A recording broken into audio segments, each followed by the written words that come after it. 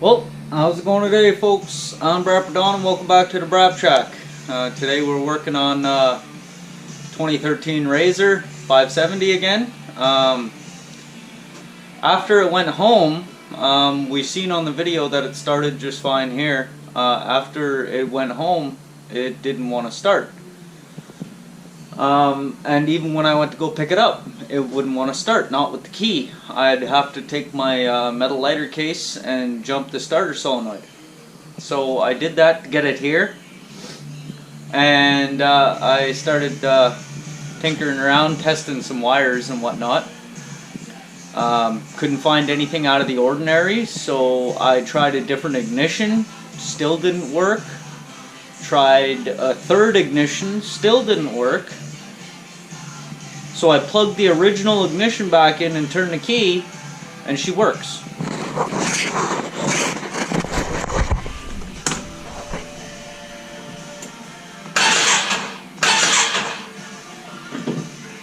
So I don't know, I greased up the connection, put some dielectric on the connection at the starter solenoid right in there. I also put some dielectric on the connection at the ignition. I don't know if it was just a dry bad connection or what. The other main reason why it's here, I guess it's the main reason if you can't start the fucking thing, but the other thing was U-joints. You've seen in the last video on this machine that the drive shaft U-joints are toast.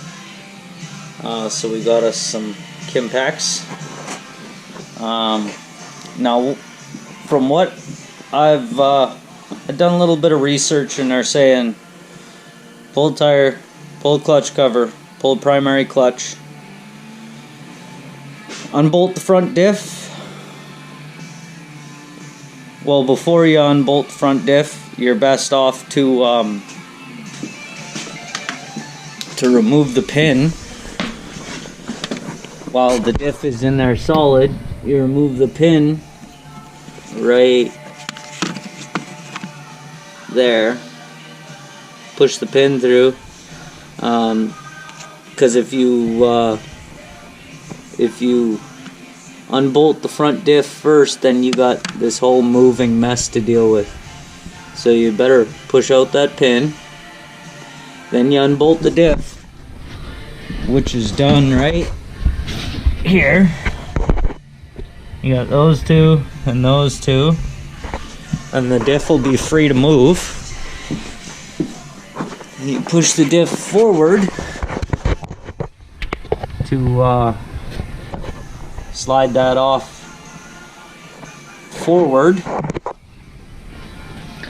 Then you slide it off the front diff. And some guys are saying you take it out that way, out the front passenger side wheel well. But Polaris says you pull this cover, you pull the primary, and it should come straight out this wheel well right here. So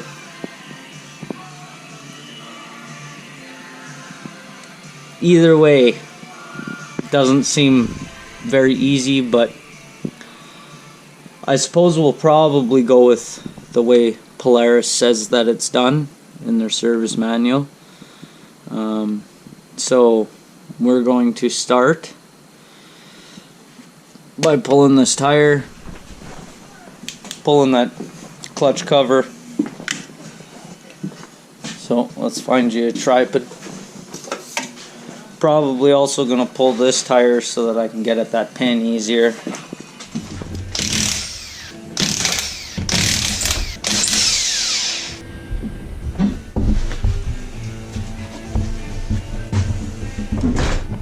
I've got a bunch of 3/8 bolts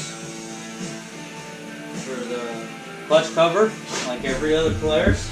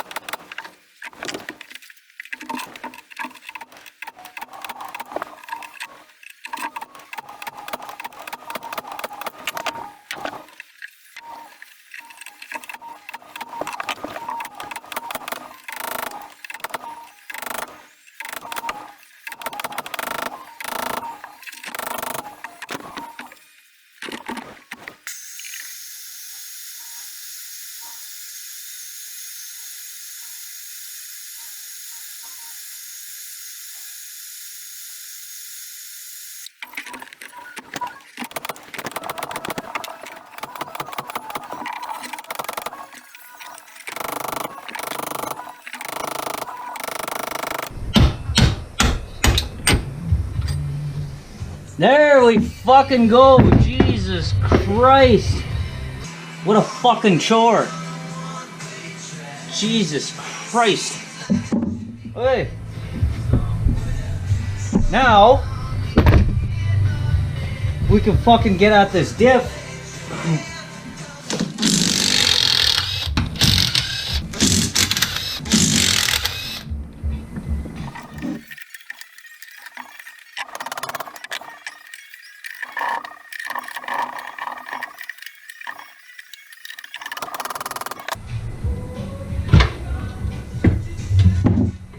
And freedom. Now I really don't think this thing's gonna come out forward this way. There's like less than zero fucking room here. Let's go around to the other side and let's go see what's going on over there.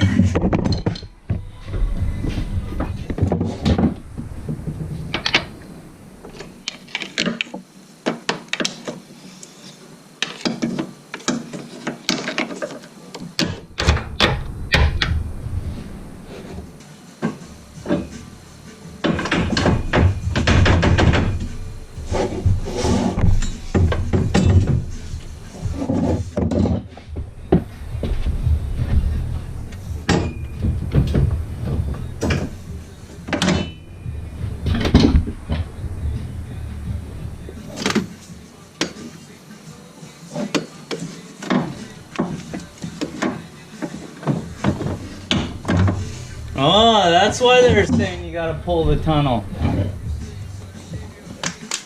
I seen somewhere online, one of the, it might have been the factory service manual where it was saying you had to pull the center console.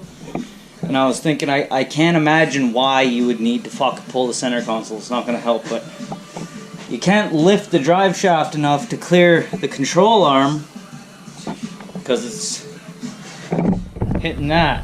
So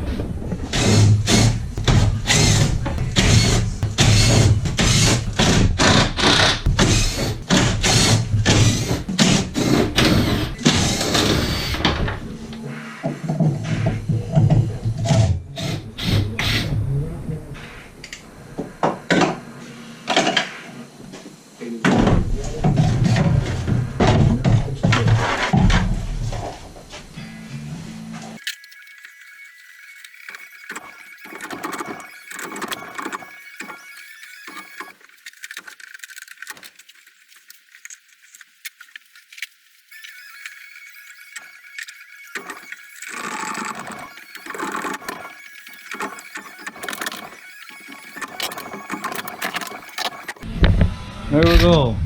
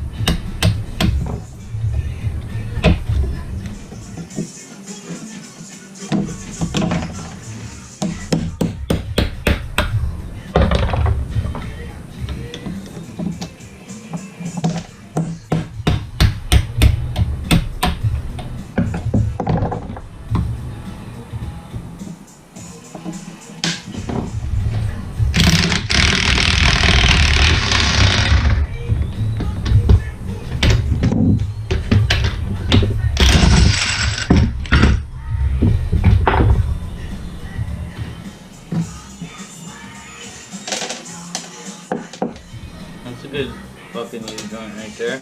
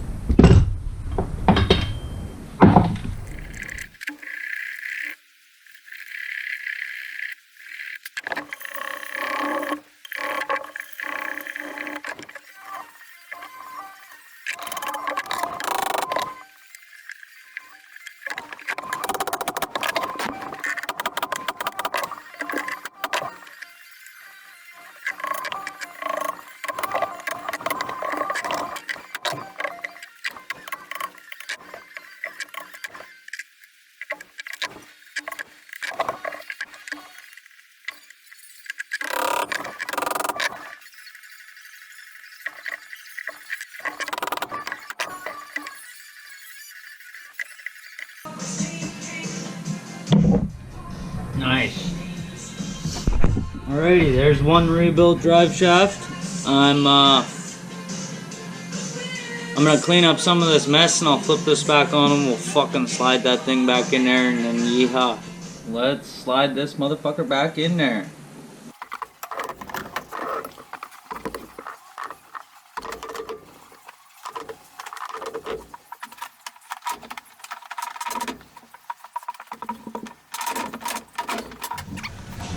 Now you gotta make sure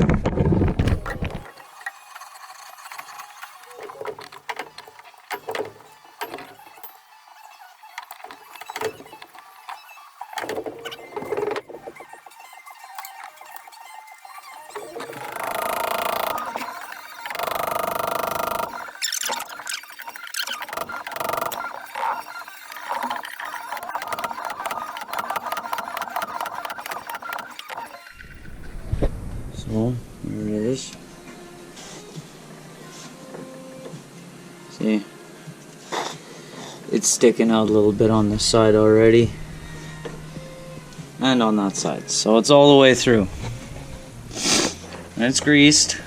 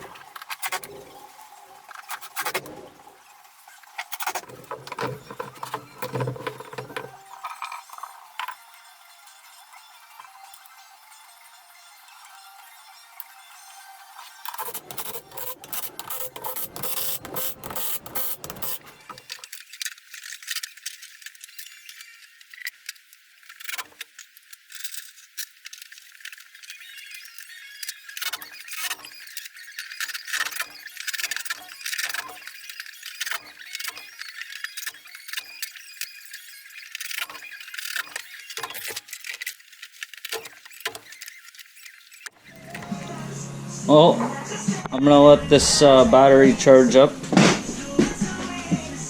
and it's charging. I'm gonna let the battery charge up. I mean, The ignition's still working.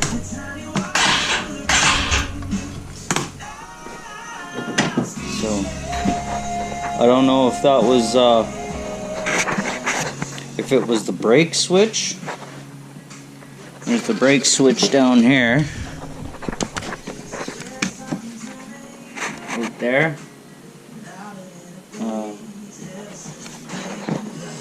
Because you got to push the brake in order for it to start, eh? So I don't know if it was the brake switch, the ignition wire, the solenoid wire, but yeah, something was loose or dry, because all I did was unplug shit and plug it back in. But if the issue resurfaces again, I think we'll try next time, because this time I swapped out two different ignitions plus that one. But if it happens again, we'll probably try swapping out the starter solenoid. She could be tired, for all I know. But that's gonna be it for this one. So until next time, have a gooder, folks.